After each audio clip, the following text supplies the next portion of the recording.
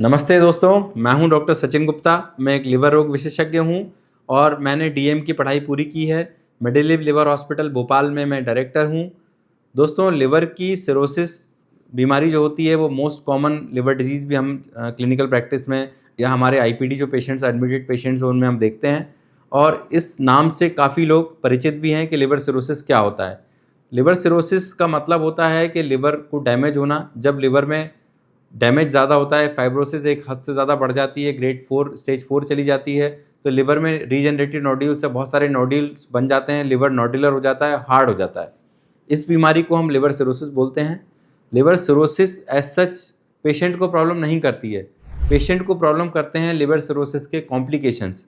तो हम आज ये बात करना चाहते हैं कि लिवर सिरोसिस के कॉम्प्लिकेशंस क्या होते हैं।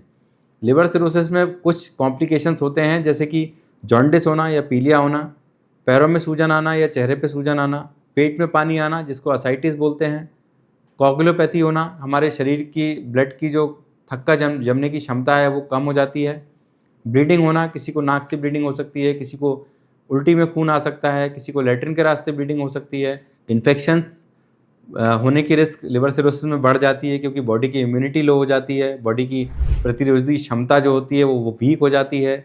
और एक अल्टीमेट कॉम्प्लिकेशन लिवर सिरोसिस का होता है लिवर का कैंसर का हो जाना। तो ये कुछ कॉम्प्लिकेशंस हैं जो लिवर सिरोसिस के होते हैं।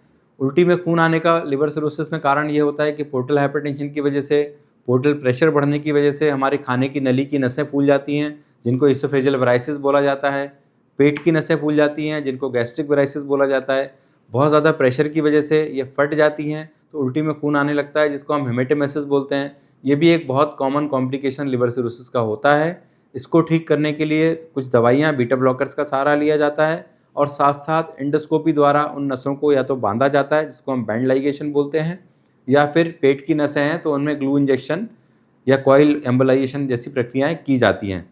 तो ये 7-8 कॉम्प्लिकेशंस जो मैंने आपको बताए ये लिवर सिरोसिस के होते हैं। सिमिलरली लिवर सिरोसिस में हार्ट का इन्वॉल्वमेंट भी हो सकता है, डायलेटेड कार्डियोमायोपैथी जिस बीमारी का नाम होता है, और ये मुख्यतः उन मरीजों में ज़्यादा मिलती है जो कि अल्कोहल की वजह से लिवर सिरोसिस में गए हैं। तो इस तरह से लिवर सिरोसिस होने के बाद अगर कॉम्प्लिकेशंस शुरू हो जाते हैं तो उनको मेडिकली, एंडोस्कोपिकली इन विधियों द्वारा मैनेज करने की कोशिश की जाती है।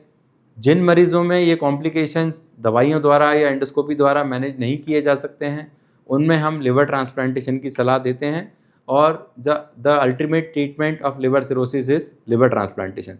तो दोस्तों, सिरोसिस होने के बाद, इन कॉम्प्लिकेशंस होने के बाद डॉक्टर से ये डिस्कस करना बहुत ज़रूरी है कि मुझे कॉम्प्लिकेशंस क्या-क्या हैं, इनको आप कैसे मैनेज कर सकते हैं, और अगर मैनेज नहीं हो रहे हैं तो क्या मैं लिवर ट्रांसप्लांटेशन के लिए जाऊँ या अभी समय है, नहीं जाऊँ, रुक जाऊँ? ये सब चीज़ें जानना बहुत ज़रूरी होता है। धन्यवाद दोस्तों, वीडियो अच्छा लगा हो तो शेयर करें, लाइक करें, सब्सक्राइब करें। Thank you.